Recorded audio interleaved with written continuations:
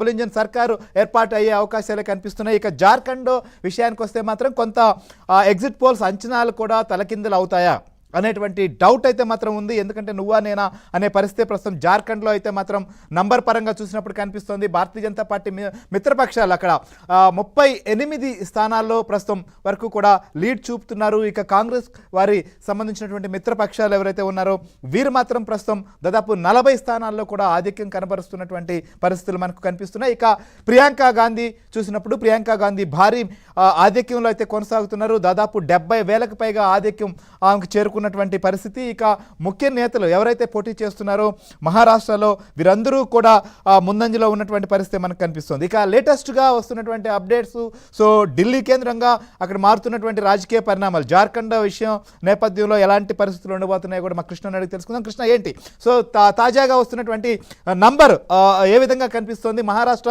ఇక క్లియర్ అనుకోవచ్చా? ఇదే పరిస్థితి చివరి వరకు ఉండబోతోందా? ఖచ్చితంగా శ్రీహరి, మహారాష్ట్రలో అయితే క్రిస్టల్ క్లియర్ గా మహాయుతి కూటమికి ఆధిక్యం చూపిస్తున్నారు.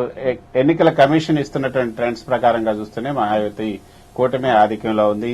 ఇప్పుడు తాజాగా వస్తున్నటువంటి ఫిగర్ ను చూస్తే మహాయుతి కూటమి 211 స్థానాల్లో ముందంజలో ఉంది మహారాష్ట్రలో. అంటే మ్యాజిక్ ఫిగర్ 142ని దాటి ఇంకా ఎక్కువ స్థానాలని సంపాదించింది. 211 స్థానాలు అక్కడ ఆధిక్యంలో ఉంది.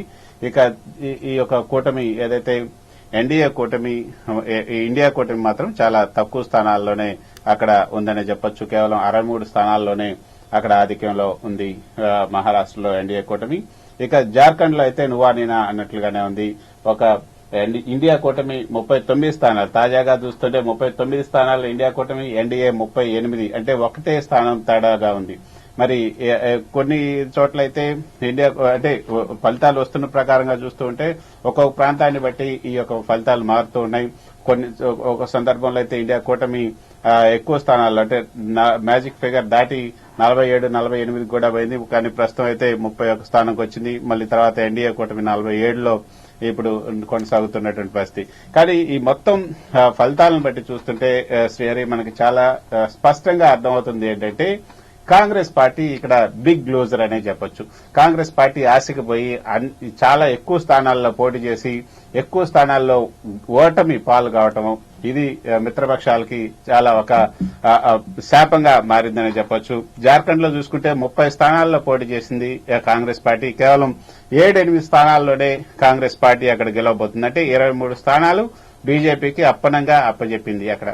సో ఈ యొక్క 23 స్థానాల్లోనే అక్కడ ఆధిక్యంలో బీజేపీ ఉంది. దాంతోనే ఫిగర్ స్టార్ట్ చేసింది. సో కాంగ్రెస్ బిగ్ లూజర్ అక్కడ జార్ఖండ్ లో. అన్ని స్థానాల్లో పోటీ చేయాల్సినటువంటి అవసరం మరి కాంగ్రెస్ కి ఎందుకు వచ్చింది? అన్ని స్థానాల్లో ఓడిపోవటానికి అక్కడ కాంగ్రెస్ పార్టీకి సంబంధించి గ్రౌండ్ వర్క్ సరిగా చేయలేదని కూడా వస్తుంది. ఇక మహారాష్ట్రలో కూడా కేవలం కాంగ్రెస్ పార్టీ పరాజయం వల్లనే అక్కడ ఈ యొక్క ఇండియా కూటమి పరాజయం పొందుతుందని చెప్పొచ్చు. అక్కడ మహారాష్ట్రలో 102 స్థానాల్లో కాంగ్రెస్ పార్టీ పోటీ చేస్తే 30 స్థానాలు, కేవలం 30 స్థానాల్లో మాత్రమే కాంగ్రెస్ పార్టీ గెలుపొందబోతుంది. మరి కాంగ్రెస్ పార్టీ వల్లనే ఈ మొత్తంగా కూడా మిగతా చూసుకుంటే కూడా ఏదైతే ఇండియా కూటమిలో ఉన్నటువంటి పార్టీలు శివసేన ఉద్దవ్ ఠాక్రేకి సంబంధించి కానీ లేకపోతే మిగతా శరద్ పవార్ పార్టీ గాని ఇవన్నీ కూడా చాలా మంచిగా పర్ఫామ్ చేసినాయి. పర్ఫామ్ చేయదల్లా కూడా ఇండియా కూటమిలో ఒక కాంగ్రెస్ పార్టీనే. అందువల్లనే ఇది బాగా దెబ్బతీస్తుందనే చెప్పొచ్చు. సో దీని మీద మనకి విశ్లేషణ అందించడానికి పీపుల్స్ పల్స్ ప్రతినిధి మురళీ గారు ఉన్నారు. మురళీ గారు, మీరు చూస్తున్నారు, మహారాష్ట్ర చూస్తున్నారు, అదేవిధంగా జార్ఖండ్ చూస్తున్నారు. సో ఇక్కడ ఈ 2 ఫలితాలను బట్టి చూస్తుంటే మీకు ఏమని అర్థమవుతుంది? మనకి మహారాష్ట్రలో చూసినా అక్కడ చూసినా మీరు చెప్పినట్లుగా కాంగ్రెసే మైనస్ అవుతుందండి అక్కడ బాగా. నెక్స్ట్ వచ్చేసి మహారాష్ట్రలో స్ట్రైట్ ఫైట్ 72 సీట్స్ ఉన్నాయండి బీజేపీ కాంగ్రెస్ పోటీ చేసినవి. మనం చూస్తున్న దాన్ని బట్టి అక్కడ బాగా కాంగ్రెస్ మైనస్ పూర్తిగా ఎక్కడ పోటీ ఇచ్చే పరిస్థితి కనిపించడం లేదు.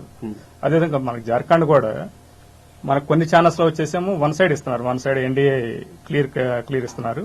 కొన్ని ఛానల్స్ లో వచ్చేసి పోటాపోటీ ఇస్తున్నారు. అది చూడాలి, మనకి కొంచెం సెపరేట్ చేస్తే మనకు క్లారిటీ రాదు. మేజర్ కాంగ్రెస్ ఆలోచించుకోవాలండి వీటి మీద కూడా. కాంగ్రెస్ ఎంతవరకు ఎందుకు ఫెయిల్ అవుతున్నారు ప్రతిసారి అని చెప్పేసి. ఇంకోటి ఏంటంటే మనకు హర్యానా ఫలితాల తర్వాత కాంగ్రెస్ బాగా డేలా బండి కనిపిస్తుంది. ఈవెన్ షీట్ షేరింగ్ అప్పుడు కూడా మనకి జార్ఖండ్ చూసినా మహారాష్ట్రలో చూసినా అక్కడ ఎవరైతే ఉన్నారో పీసీసీ చీఫ్లు కానీ పీసీసీ ప్రెసిడెంట్లు కానీ లేదా అక్కడ లోకల్ నాయకత్వాన్ని పెద్దగా మిగతా పార్టీలు కేర్ చేయకపోవడం అనేది కూడా అక్కడ కొంత ఎఫెక్ట్ పడినట్టు కనిపిస్తుంది అక్కడ. ఏదైనా సరే రాహుల్ గాంధీ తోటి మాట్లాడుకుంటారు, లేకపోతే ఇంకో